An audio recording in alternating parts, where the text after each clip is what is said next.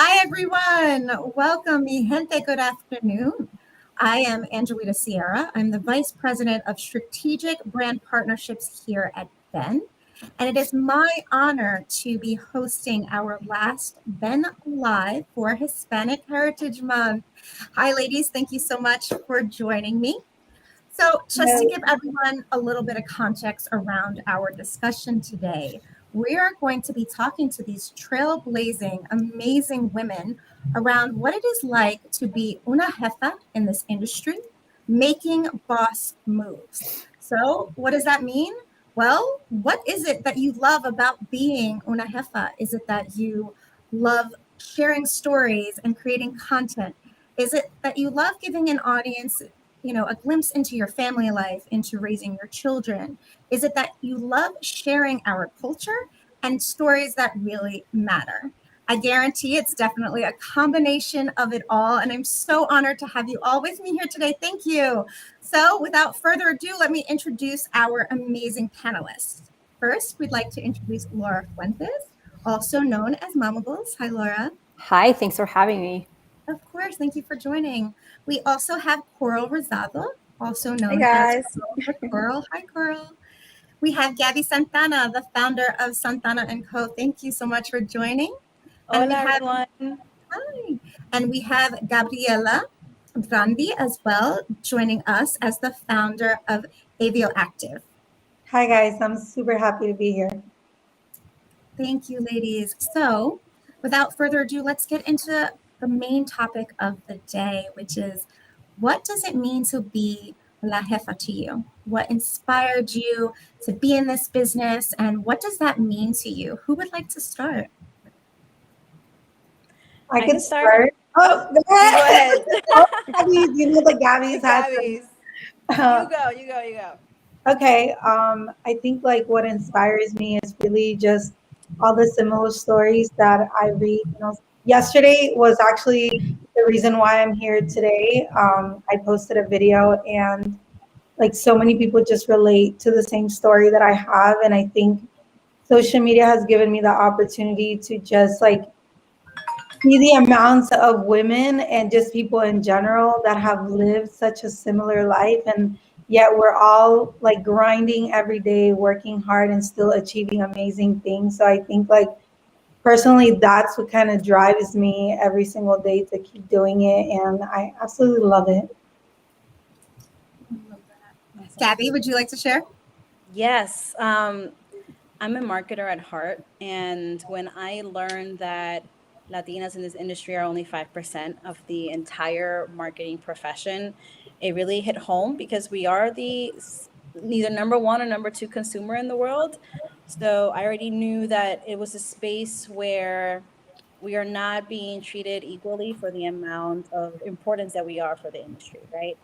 And I also love opening opportunities for my community. So I made sure that I was in a position of power where I can bring people in from my community that are equally as talented, but still not have those opportunities like many other communities. So that is number one why being a HEFA is important to me. Coral? Yeah, for me, I kind of fell into it. I'm not gonna lie, it's nothing that, that I kind of strived for as a kid. I kind of fell into the whole Instagram thing and it became what it is now for me. And it's an honor, honestly. It's been super fun to take ownership of who I am and share it with the world, and being able to help, young girls to love their curls and love themselves has been just an honor, seriously. So maybe I'm the only one who's always wanted to be a jefa, but so when I was growing up in Spain, my mom was a trailblazer. She was the only vice president of a huge corporation in Madrid, the only woman above like manager status. And so she just really set the example for me that I could also do it. So I've taken that on to be with great responsibility as an opportunity to sort of lead by example as well and continue to do that to my community of other women. So I've always wanted to be a jefa, and I'm happy to embrace that responsibility and that role. Absolutely. Thank you. Love to ladies, see so it. much. So Me awesome. too. I love it. And I'm in an amazing company. I have been in advertising and marketing for 18 years. And I will definitely say when I first started in the industry, I was the only one of someone that I looked like. I didn't see anyone else that I looked like. And that was definitely a long journey. So I would love to know from all of you, what has your journey been like? How has it shaped you as a brand, you as a person, and how have you continued to exude the positivity that you all give to your audiences through it? I At think least for me, sorry, go ahead, Gabby. it has definitely been a journey. We were all raised as Latinas that there's only a certain way that you can achieve success, right? I was taught that you have to go up the corporate ladder and you have to work for someone else in order to make money and be successful. And I was doing that. I was marketing manager for Foot Locker, and I just loved what I did. Was the only Latina in that role, so I found out that I can also do that and be my own boss and be able to still open those opportunities and continue doing that type of community work by having my own firm and doing my own thing. So it was definitely a not definitely not the steps I thought I was going to take, but I'm very happy where I'm at right now. Thank you for sharing. Who would like to go next? I think for me, to kind of touch on what I said earlier, it's kind of been a journey where it's taken me to places that I didn't even think I would be at.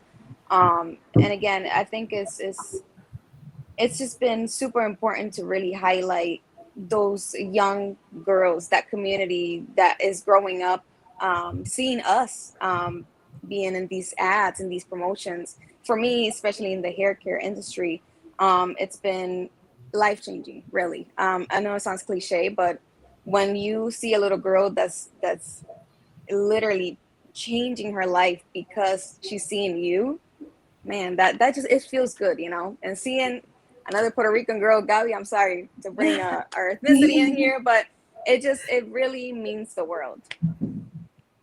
I love that. Thank you so much. Laura, do you want to talk about your journey? So for me, I came to the States without speaking English in my teens. And, like you guys always was told that the traditional track of growing into leadership was, college, a master's degree, corporate. And I did all that. And then I became a mom, and I was like, I just want to live a life that's meaningful and present and still accomplish the things that I wanted to do. And so that journey did not go as I planned. I'm, in a way, I'm not in the field of study, but yet I have taken everything into like one step built to the next. And I'm really proud that in my company, I know how to do all the roles, and I'm able to step into, help other team members and not really see the hierarchy and just be part of a team. And I'm really, I really like the responsibility of showing other moms that just through motherhood, you can still accomplish the things that you've always wanted to do, and still juggle that. Is it hard? Yes, but that's just part of the adventure. Yep, I 100% agree. I love everything you said. I'm just like, Goals. Yeah, absolutely. Gabriella, do you want to talk a little bit about your journey? yeah. So I feel the same way as some of you, where I feel like I've accomplished things that I never really thought I could.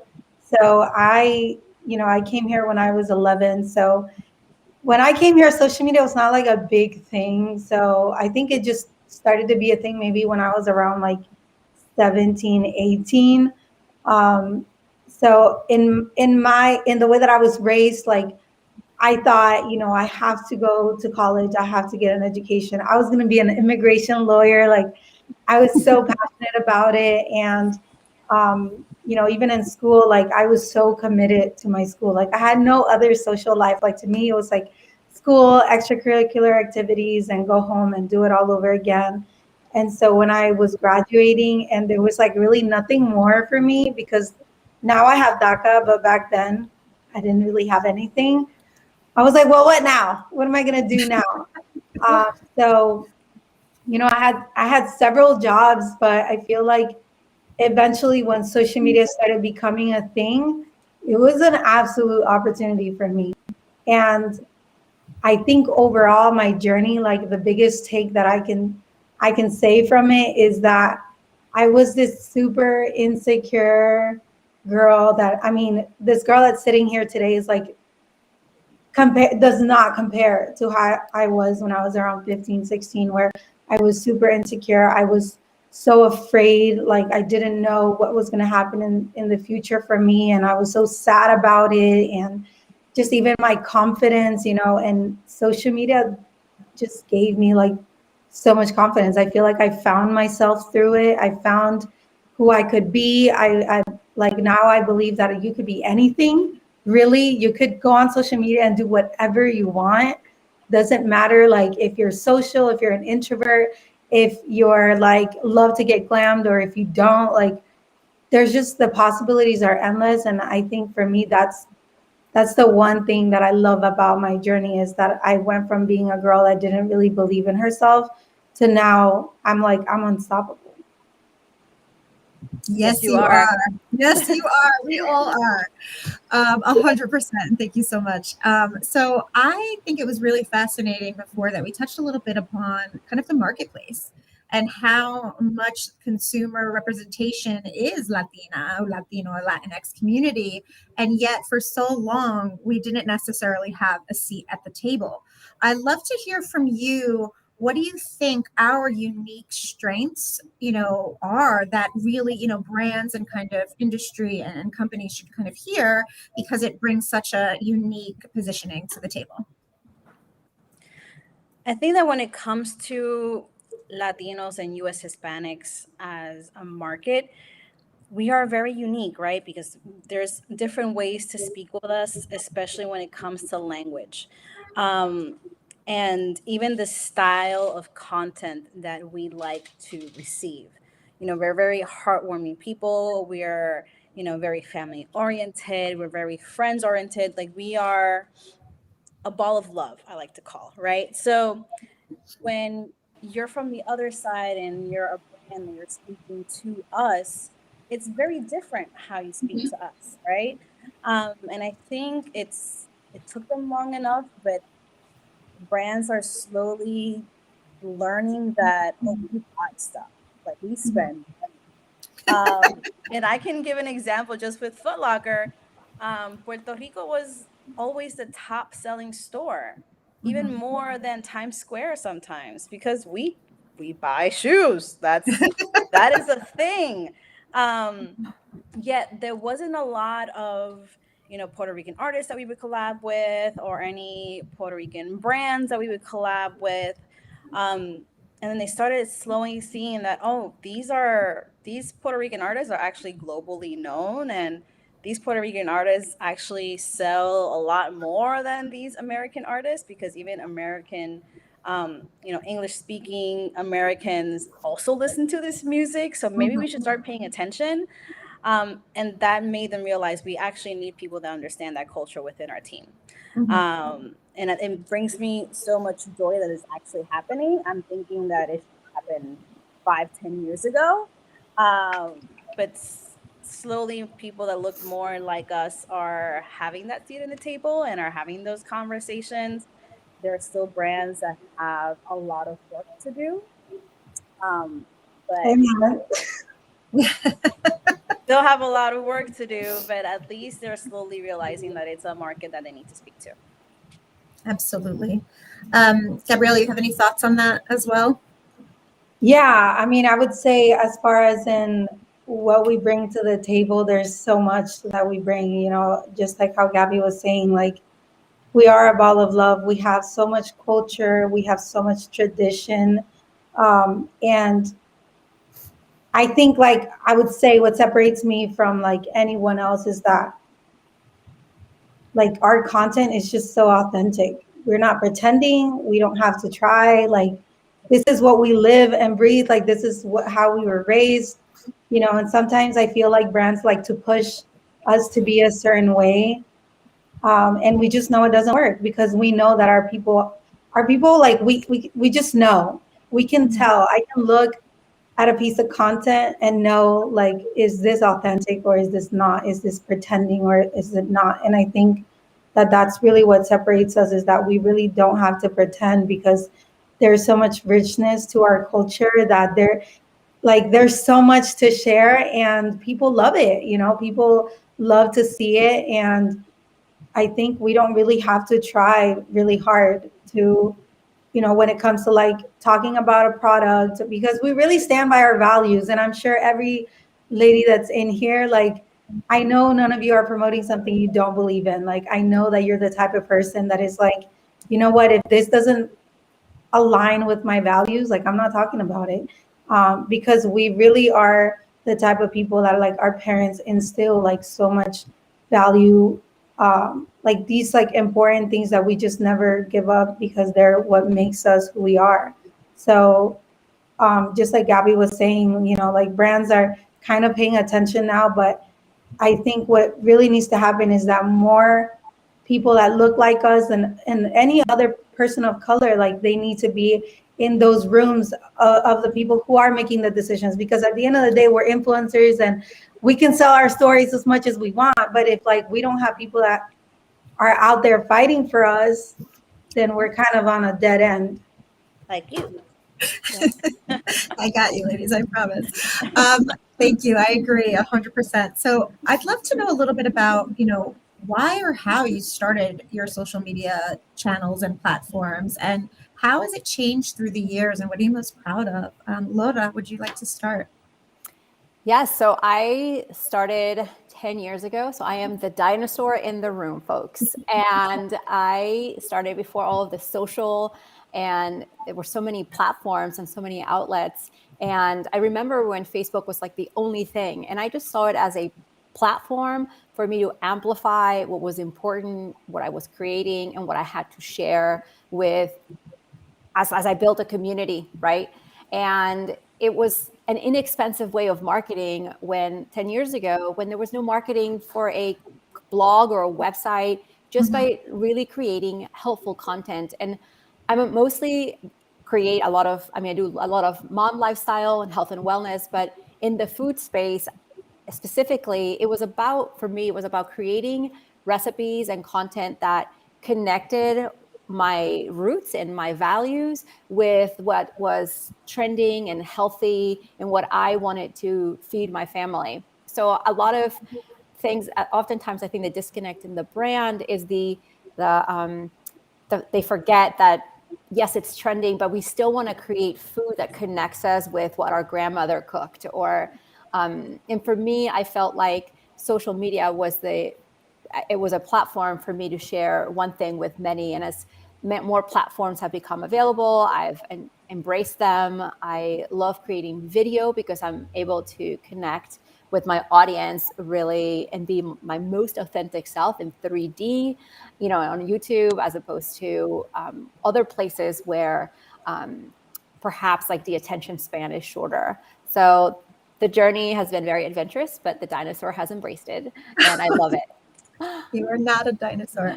If I could share a story with all of you, when I first started in influencer marketing, which was blogger digital PR years ago, there was no compensation for creators. It was, we would take you to events. So we've definitely come a long way, because I know how much work and passion goes into everything that you create.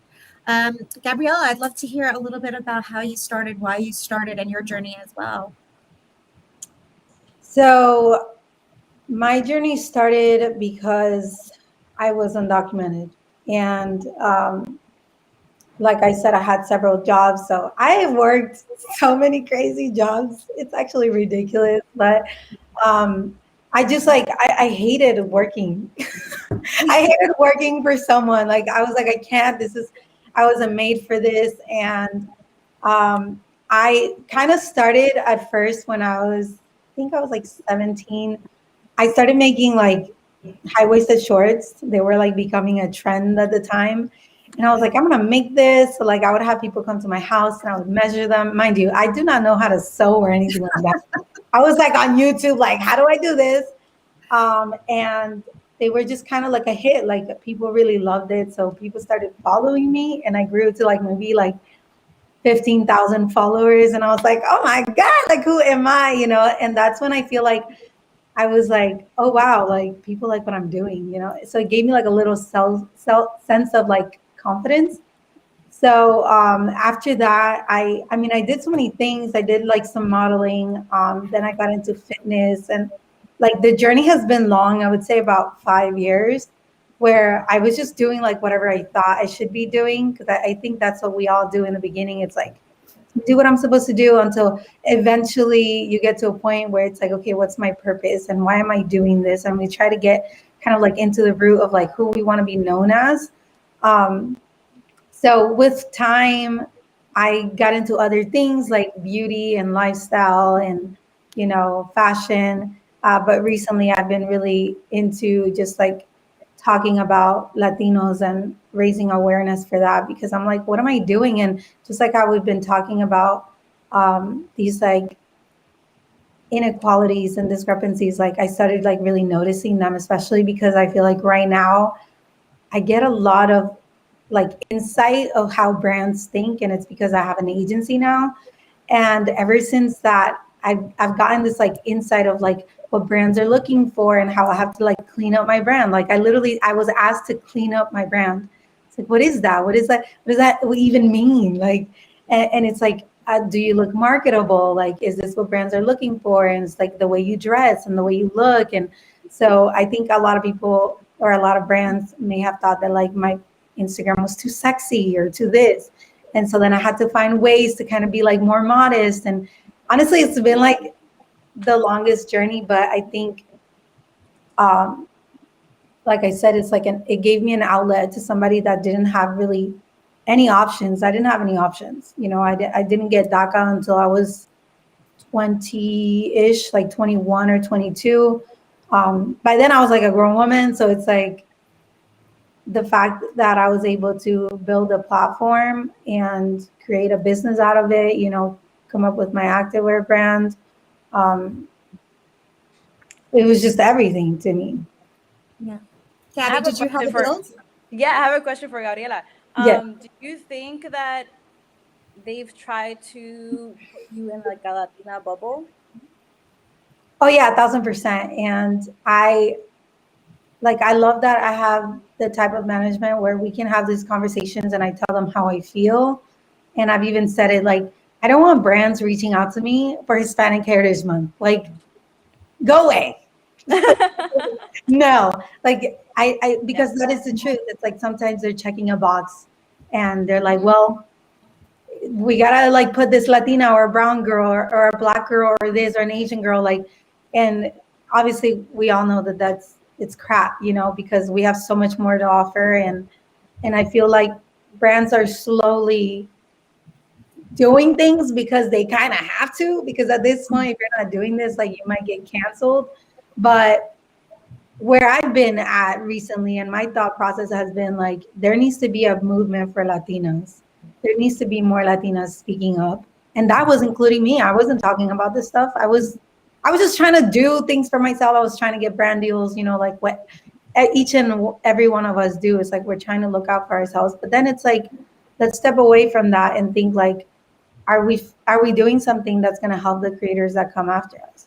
You know, and I think that's where I really am right now. And this is what this whole discussion is about. Like, how can we educate more people, more creators that come after us and tell them the things that maybe our agencies are telling us, or like this inside scoop that we have from already being in the industry, so that these people already know and they can start implementing that to what they're doing. Absolutely. Thank you so much for sharing that. 100% agree. You touched on a couple of things that I kind of wanted to talk about, but I did want to bring back something around culture and our culture on how that infuses into the content you're creating, how that infuses into your day to day. Coral, I have had the honor of working with you in the past on a few campaigns, and being a Latina woman, I think, I don't want to speak for everyone, but I think many of you could probably agree, there were times growing up that we didn't want to embrace our curls. There's tons of stories that we felt we needed to play a part in business, or, I remember being very young and being like, pull, you gotta have it straight. You have to have it straight with a big Rolo brush, because we felt that that's the way the world wanted to see us in comparison to how we wanted to present ourselves to the world. So Coral, how has your culture, how has your story around your hair really helped inspire young girls kind of going through the same thing? And how has it kind of, led you to the path of the content creation that you've kind of been on? Yeah, so it's kind of interesting. I remember as many, I'm pretty sure you guys can relate to. Growing up, I unfortunately didn't see many of my family members rocking their curls. It just didn't happen. Anytime there was a birthday party, mira, te tenían que planchar el pelo porque la greña, like, it's something that you will be shameful to have, Yes. So, it was almost like a traumatic thing to grow up with your hair and learning how to hate it instead of embracing it. So unlearning those things took a very long time for me. And I think, again, just talking about my page, I think it gave me as much of as you guys an outlet to kind of figure that out for myself. And when I started with my page, people would ask me, hey, what kind of products would you do you use in your hair and stuff like that. And that's how it kind of became what it is today. But culture has definitely I don't know how to say this, but it's kind of had its negative impact from a very young age for me. And I think today what I want to do is change that around and for it to be something positive for my daughter and for the next little girl that comes along and just sees us in these ads. It's important. Gabby, do you want to touch upon that as well? Yeah, very similar story to Coral. I was raised around a different standard of beauty that did not look like me. I was shown by the media that I needed to be lighter, that my hair needed to be straight, that my nose needed to be thinner, that I needed to have a certain body. And I grew up thinking that all of those things were, what I needed to be in order to be beautiful. And even professionally, I had a job that told me that I didn't have to have curly hair, that I needed to have it straight. So I was always told against what seemed to me and my big curly hair that I had to put it back. It was a lot today. And when it comes to my page, it started off as I'm going to transition and I'm going to make a video in case anyone is also going through that. And there was a lot of women that were going through that and wanted to know like what I did and what I learned that worked for me and could work for them. And I've had many women that come and message me and saying that I didn't think that I could be seen as professional and have big curly hair, or I see your page and it reminds me that my curls are beautiful. And that's an honor for me to be able to provide that having my hair texture is a connection to my roots, and I should be proud of that, and that it's beautiful. And I just want to make sure that the younger version of me sees me how I look today and my confidence, that I see myself in the mirror, that I think with that maranta de pelo. That, she didn't have that growing up. So if I can at least change one young girl's perspective on, what is actually beautiful to her, then I feel like I did my job. Yeah, I think it's extremely powerful to spread self-love and self-esteem, and that's exactly what you're doing for young Latina girls around the world. So I'd love to know a little bit about the brands you work with and why you choose to work with them. I know you kind of chatted about it before. And Gabriella, you talked about, authenticity, just the culture that we are and who we are as people. I know on the marketing executive side, I definitely leaned into the passion projects that I know, we're delivering the types of messages we're talking about now. But what types of brands have you worked with in the past, and why did you choose to work with them or not? Do you want us to name specific ones? No, I mean, what Tira inspired al medio. what is really connecting you with some of the projects, your passion projects right now? I feel like when I'm looking for brands, I definitely am the type of person that I kind of make myself a list of brands that I'm like, I have on my radar and that I want to work with. And some of those brands might be because I love their product. I love what they're doing. I love their ethics. Some of them might be because I love just what they're doing with their marketing. Maybe I feel like they're really representing and being very inclusive, not just with people of color, but also that are body inclusive, because that's really important to me as well. And I think whenever, most of the times how it works out is either a brand is reaching out or my agency is like kind of working through a deal. And the way that I am is that if it's a brand I've never tried, I have to have a trial period. So I'll be like, if I'm not unsure about Same. this, then I need to like, okay, I'm not saying no, but I need the product to be sent to me. I need to kind of try it out and see for myself. Do I even like it? Because how can you just talk about something you've never even tried? And I think in the beginning, um, some people may do it because it's like you need money, and that's understandable. Sometimes you got to do that. But I'm grateful to be in a position where I can say no if I feel like this goes against anything that I believe in. And especially being in fitness, I get a lot of weird offers. Like I'll get like things that make you lose weight. I promise you, like all this crazy stuff. And I'm like, no, because not only am I, like ethics is about everything. And like I personally love following a healthy lifestyle, and I care about what I put in my body. And so I'm not going to tell somebody to take in something that I wouldn't.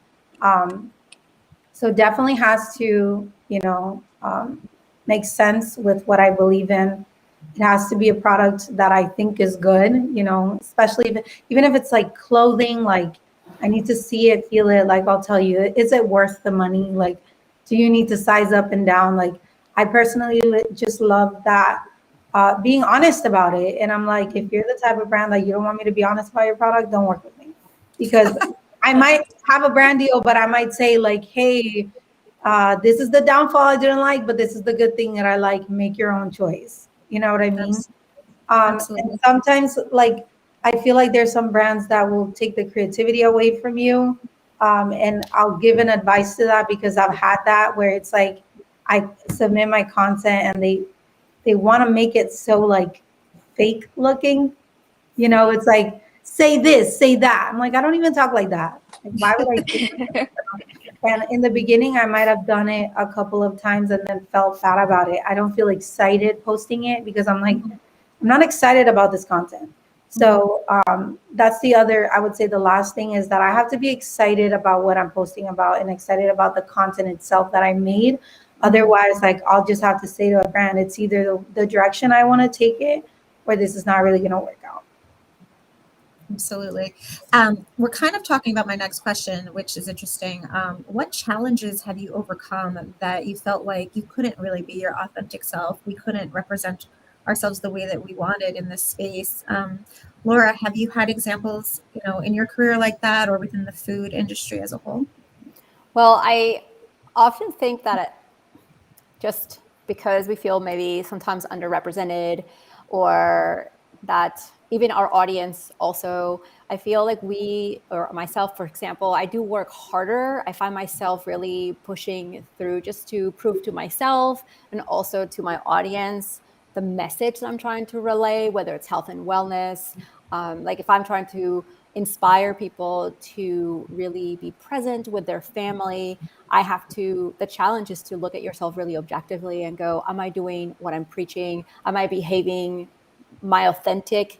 Like, we do come across on social media, if we're passionate about something, as very authentic, but am I really practicing what I'm trying to inspire people to do? And that really has been a challenge, because as a mom to three, running a company, and like all of the challenges that come with the work-life balance and being very transparent with that, that alone has really made me take a step back and go, how do I prioritize myself? Because I think as Latinas, we really are sold that family is everything, and we have to take care of our family and then we'll take care of us. But the thing is that I want my kids to partake in my health journey. I want my family to be inspired by what I do as well, and then show that to my community. So the challenge really for me has been about the juggle and the balance of what I believe to be true or to be right, and what I'm trying to do in my work, and how to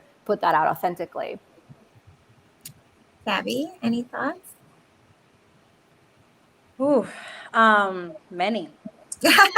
I've had many situations where it's hard to put me in a box for brands, right? Because I'm Black and I'm also Latina. And it's not one or other, it's both. And I've worked with many brands that either try to put me in a certain box, but then when I try to be authentic and give out my message, it just doesn't fit within that box, right? And I think as creators, is also our job to educate brands. And I see a message of Tiffany Doll that she was saying that brands should really do their due diligence and research, who you're working with, and if their message actually fits with your campaign. Because I've been in many situations where after reading the brief, I'm like, I don't really think I am the girl for you. And that's okay. I'm very blessed enough that I can say no to certain campaigns because they don't fit my message. But it's also the brand's job to look and see that, all right, Gabby really speaks about this, and this is her message. She's very unapologetic about this, and our campaign is really aligned with that. I think it'll make just everyone's job a little bit easier. And I love with brands know me so well that how they brief me, it's like, oh, that's just my day to day. Well, a lot of that is us. Yeah, that's the influencer marketers who really know, you and your brand and what it stands for, so we can kind of connect that. Exactly. Because yes, otherwise it does sometimes feel like a box being checked or not really and our understood. audience, they notice that, like, being in both sides, it's like I see it. I know when an audience really feels that this message is authentic or not. As consumers, we can tell when a brand is just hiring an influencer for Hispanic Heritage Month, or when you see other Latinos in their campaigns on a yearly basis, right? And I'm pretty sure it's not just me because I'm in the marketing side, but I'm like regular consumers. I know nothing about Asians or marketing at all. Also notice that. And it's their job to make their research due diligence, but it's also our job as creators to say no, take a step back, and be like, all right, I understand what you're trying to pitch me here. This is how I will say it because it needs to feel authentic. So, provocative question, my favorite question, because I know I've talked about it through my career as well. Ladies, let's get into it. So, Gabriella, let's be real. Gabriella, you have been very vocal and honest and open about the lack of diversity and inclusion and representation of our culture in this industry. I know personally, I have definitely felt it throughout my career. What do you want to share about that? What advice do you give to other creators? What advice do you give to young Latin girls who are struggling with that, and kind of how you might have overcome those challenges? I would say that I know it's so easy to get angry because I get so angry. I get very upset actually. I Passionate. have days where I'm Passionate. like, I'm not making any content. I'm boycotting this. Um, and it happens often where I kind of sit with like anger and resentment, and I kind of go over the things that I think about. And like you said, we know that it's there. It's reality. It's a fact. It's not like we can deny it. But getting upset about it really is not solving anything other than making us miserable. So I try to kind of change that with gratitude. And like I remember a lot like where I started, how far I've come, and I start celebrating those little wins, because I think sometimes we have like this tunnel vision of like what we want, and if it's not that, we're not celebrating. And sometimes like little things matter so much. These little things are like, we might be this close in our journey and we have no idea. So this happened to me this week where I was super upset, and I was like, you know what, I choose not to be angry. And what am I going to do about it? That's the actual question. We're not going to just sit here and be upset. And what I can do about it is that I can start talking about this through my content. I already have a following, like I have people that love me already, but there's like maybe, like 50% of those people who really know who I am, or maybe less, probably like they know my story, um, and know where I came from, have been following my journey. But then there's a bunch that may just have followed me from a hair tutorial or a makeup this or a fashion, whatever. And what I can do is like I can start bringing this into my content in fun ways. I don't have to be angry. It doesn't have to be upsetting content or triggering content. It could be content that is still entertaining, but I'm still bringing awareness. Maybe I can connect with some of you guys that are in this panel. We can come together, maybe do a fun idea where we're like joking and talking about the things we've lived, and at the same time bringing awareness and educating people. Like even the influencers that I know, whenever I have the chance, I'm like, if I learned something new from my agency or from anywhere, if I was on a panel that I learned something that I was like, wow, I right away, I tell like all my close friends, I'm like, hey, you need to be doing this. Like, hey, guess what? This brand didn't want to work with me because I was doing this. So if you're interested in this brand, this is what they're looking for. And so like, I start to share this information. Like, there's no reason to gatekeep, because if we do that, it's like we're not helping ourselves, Mhm. you know. Um, Aside from that, just like speaking with even my management has been another thing that I've been doing, where I'm like, hey, this is how I'm feeling. Can you guide me? Because sometimes we don't know how well to do this. And I would say for any upcoming creators that I know it's difficult when we first start because you don't know anything. You might not know anyone, but like just reach out to people on Instagram. Don't be afraid to reach out to somebody that maybe you look up to, whether it's for advice, whether it's for a collaboration. Just make sure that there's some value you're bringing to them, so that they don't feel like they're just taking their time to do something for you. But just like sometimes people reach out to me, they're like, "Oh my God, I never thought you would have responded." Whether it's like to work together, and I'm like, "Yeah, of course, why not?" Like we read these messages. So find a group of friends if you can that do similar things to you, and share information with each other, because little by little you guys will continue climbing. I love that. So I'm a mom. I'm a mom of two ladies, and I know some of you are moms as well. And I think something that I've had discussions with friends and colleagues and even brands is being a Latina woman, especially a Jefa who has children.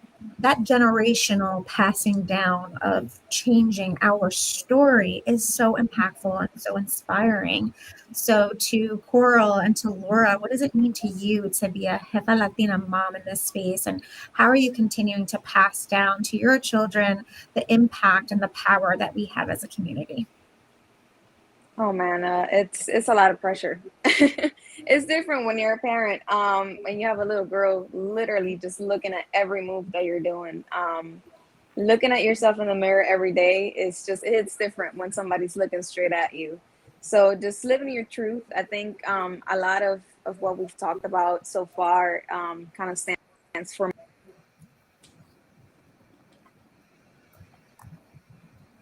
Oops, we lost you.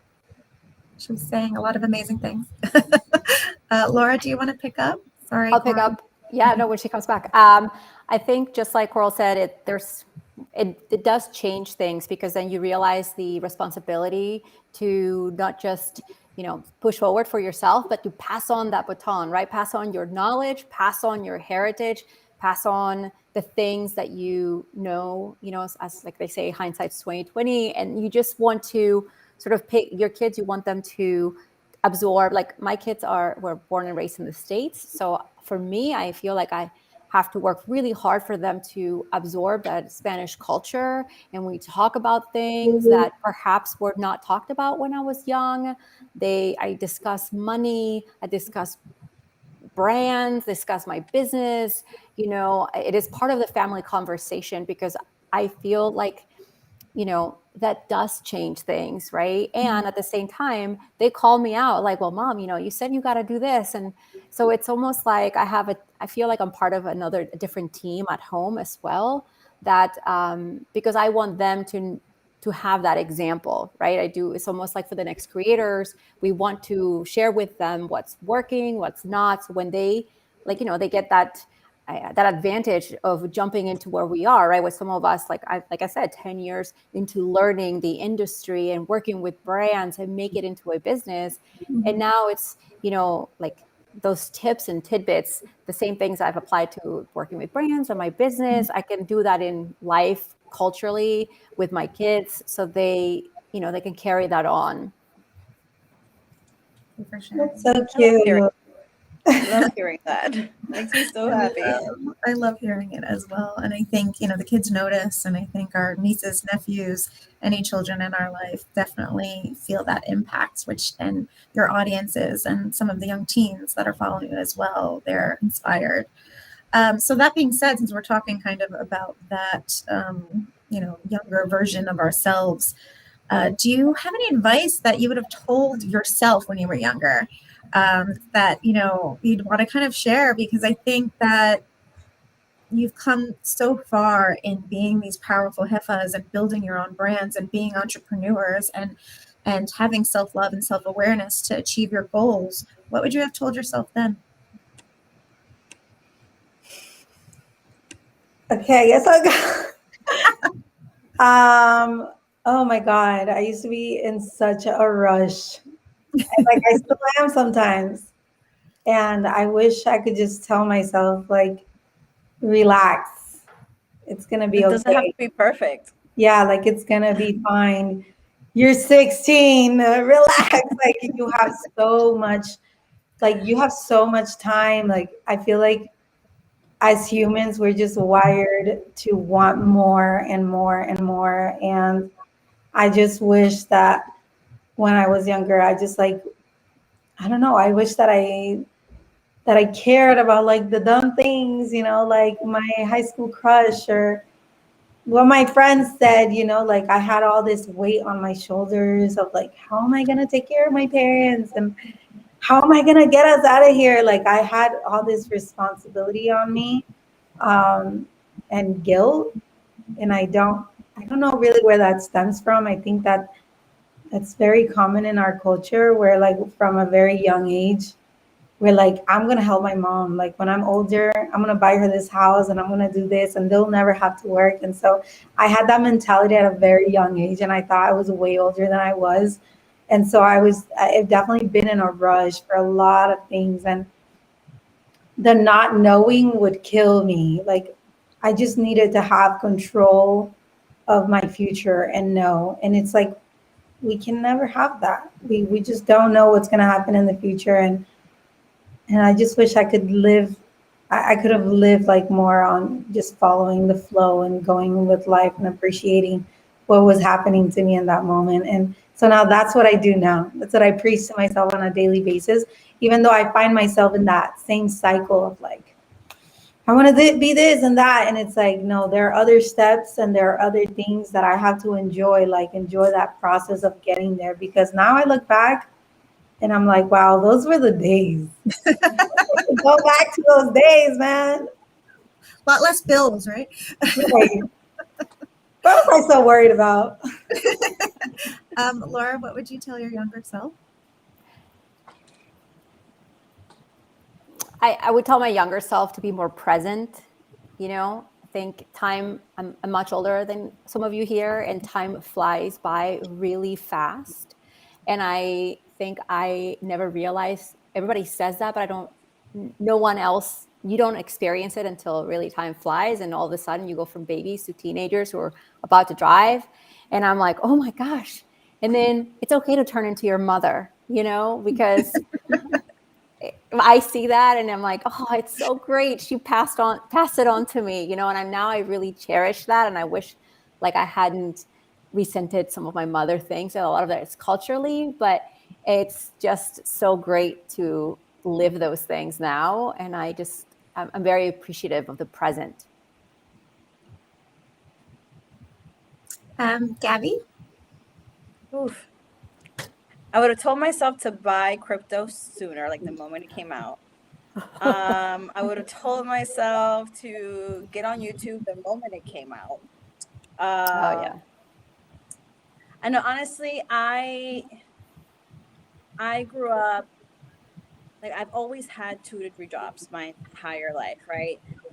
Just like my tocaya said, like I had my entire family on my shoulders, and I still do. That is very part of our culture, right? I am the primary caregiver for my grandparents. My uncles need something, I'm the one that takes care of them. But I had to teach myself that I also need to take care of myself, and that I can still do what I love and what fills me with joy, and still be able to take care of them. It doesn't have to be either or. And slowly just find yourself. There is no rush, right? There's always going to be opportunities for you to do something that really does fill you with what you want to do in the future. And you're never too old to do anything. That's another thing. You're as old as you feel, right? Exactly. So, 20, 30 years from now, I might switch gears and do something completely different because I can. So yeah, I think that's what I would tell her. But I would also remind her to keep hustling, because that's what made her who she is today. So that's important to stay I love hustling. that. Yep, absolutely. We hustle. Mhm. So almost last question. We probably have time for maybe one more after this, but I'd love to know, in social media, within brands, within entertainment, within the content space as a whole, has there been anything that you think really is representing our culture, representing people of color? Are there brands or a show, a cultural moment that you think is making impact and that you're proud to see and want more of? I would say a brand that I think is doing such an amazing job. It always blows my mind is Savage X Fenty. Just like from watching when I first watched their runway show, I was like mind blown because they didn't miss a single thing. Like they just had representation of literally everyone. And we just love to see it. I love that Rihanna is doing that. And I feel like her as a person of color, she knows firsthand. And I think that's that's the goal, right? It's like if these brands are not seeing the value, it's like, let's make our own brands. Let's do our own thing. You know what I mean? Let's represent ourselves. Like we don't need this. So I love Savage X Fenty. I actually got to work with them. Um, but I'm sure there's a ton more that maybe the others could share. Coral?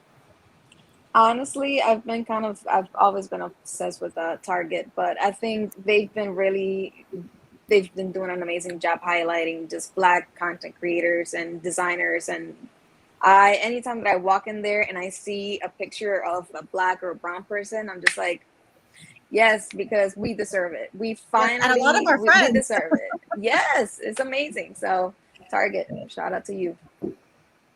Gabby? I want to speak about the sneaker and streetwear space, because that is definitely my forte. One brand that I worked with that would speak to our community outside of Hispanic Heritage Month would be Nike.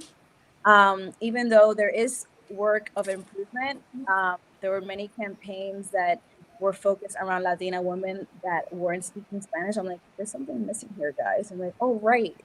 You're right, Gab. It's like, yeah, kind of missing the Spanish, but they made the effort, and they would bring in, Latinas and show out Puerto Ricans outside of a specific month or time. But one space that I would really want to see more of is in entertainment and in movies and TV. I feel like there are very little TV shows, very little movies that speak to our culture and Latinidad outside of what people expect us to look like. I have a friend who's an actor that he is my skin tone with blue eyes, and he has an issue being cast as a Latino because it's like, wait, but you don't fit the mold. And I think that when it comes to the entertainment industry, they need to showcase that Latinos look all shades and colors. And you can see it in the women in this panel. We look all completely different. Morales also Puerto Rican, and we look completely different. And I think that that's an opportunity that I know that younger Latinos would really appreciate, is seeing other Latinos that look like them too. I agree.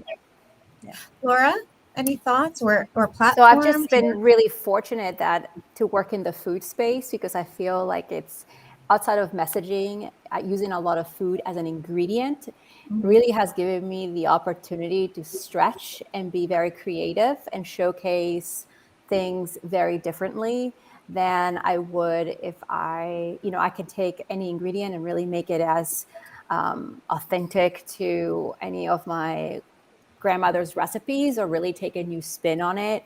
And it's through that I found a lot of comfort in the struggle of not being Latina looking enough, of being asked if my husband is the Latino one, or, just different things. And I love that in a way I'm able to surprise people here and there with what I put out, just because a lot of in the space that I'm in. So, not necessarily on the messaging, but just in the ability to really create with and stretch that. It's been an opportunity in the food space, at least. Coral, any Yes. thoughts on just the question that we were kind of talking about, or even a platform that you'd like to see a little bit more of representation with, or platforms that you think are doing it really well? Honestly, all of it. I feel like everybody needs to step it up. I mean, it's 2021. Just do it. Like, seriously, there's no reason why you shouldn't. I know you know somebody that knows somebody that is Latino. So hire them. Make sure that you're reaching out, speak to them, learn about them, and we'll be able to educate, whatever it is about our culture, because we want to. We're friendly people, I promise. Maybe too friendly sometimes, but seriously, I think it's about time. It is our time to shine, and just give us the opportunity. All of the platforms, and I'm speaking to all of them. I have a very strong indication that I think 2022 is definitely going to be our movement and definitely going to be our year, which I'm super excited to continue to work with all of you ladies and continue to have these inspiring discussions. So in closing up our amazing panel, I wanted to thank you all so much for joining me and joining Ben on Making Jefa Moves. Just to kind of provide an additional food for thought, social media is a powerful tool that inspires audiences. We as Latinas need to continue to tell our stories. We need to continue to show up on social media. We want to inspire and empower all voices. And here at Ben, we strongly believe in diversity, inclusion, and collaboration. And I thank you ladies so much for telling us about your journeys and telling us and sharing your stories, because it was so much fun. And thank you, besitos. Thank you so much. Gracias. Thank you. Bye. Bye, everyone. Bye.